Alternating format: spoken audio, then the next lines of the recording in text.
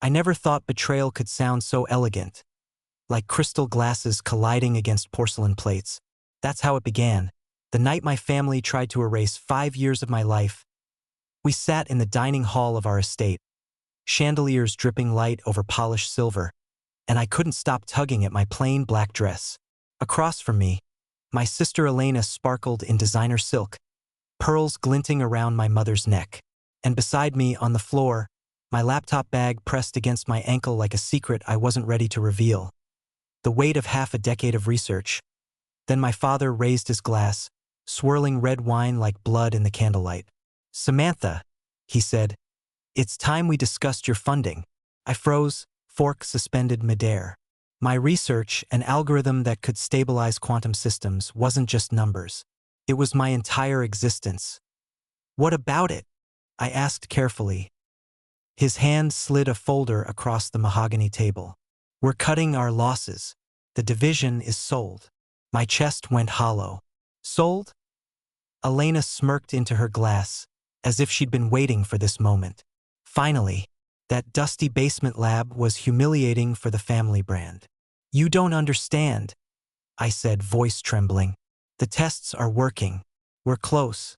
Closer than anyone has ever been." "Close doesn't pay bills," my father snapped.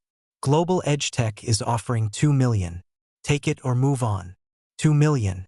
I almost laughed. That number wouldn't even cover the surface of what I had discovered. Then my phone vibrated in my bag. Once, twice, 3 times. I fumbled it out. My heart pounding. .3 urgent messages from the patent office lit my screen.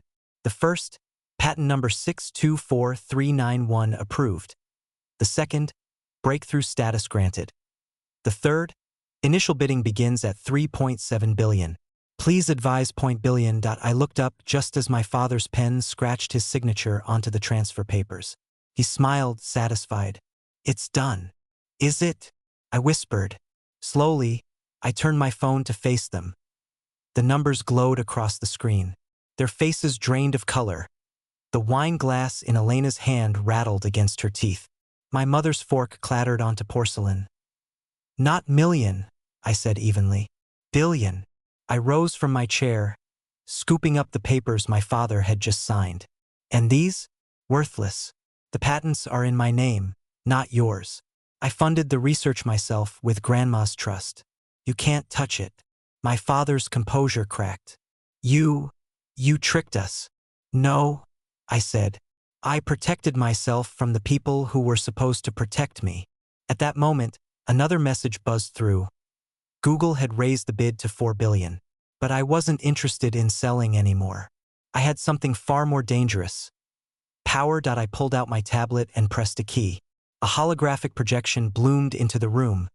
Quantum particles suspended in shimmering synchronization. "Quantum stability at room temperature," I explained, rotating the display. "Decoherence solved. The holy grail of computing." Elena choked.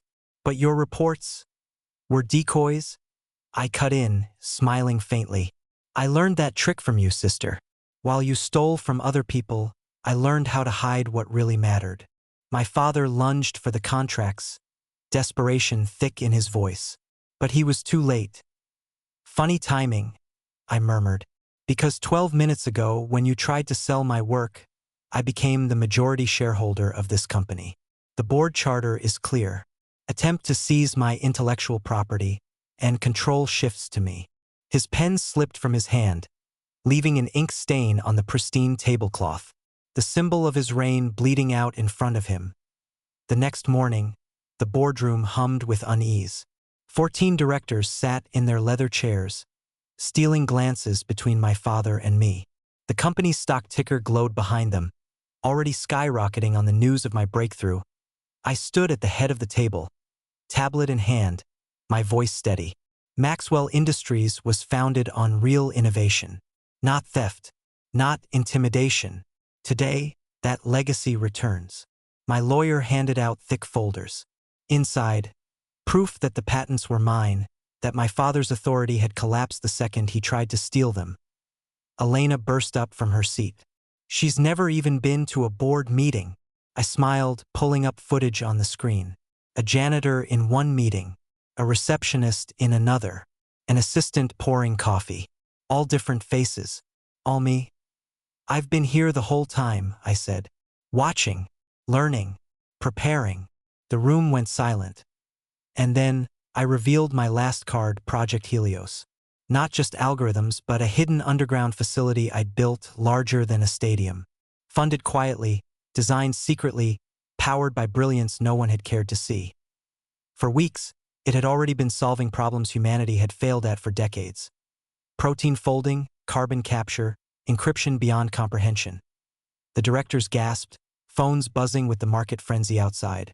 My father sank into his chair, pale, trembling. "You planned this?" he whispered. "For 5 years," I said simply. "Ever since you laughed at my first proposal. Ever since you told me innovation belonged to the company, not to me." I walked to the head of the table, his chair, and sat down. "Now the company belongs to me. And this is only the beginning. Because revolutions don't start with explosions. They start with silence. With the quiet ones no one bothers to watch. My grandfather once told me, "They'll try to cage your brilliance. Don't let them." I never did. And now the world will never be the same.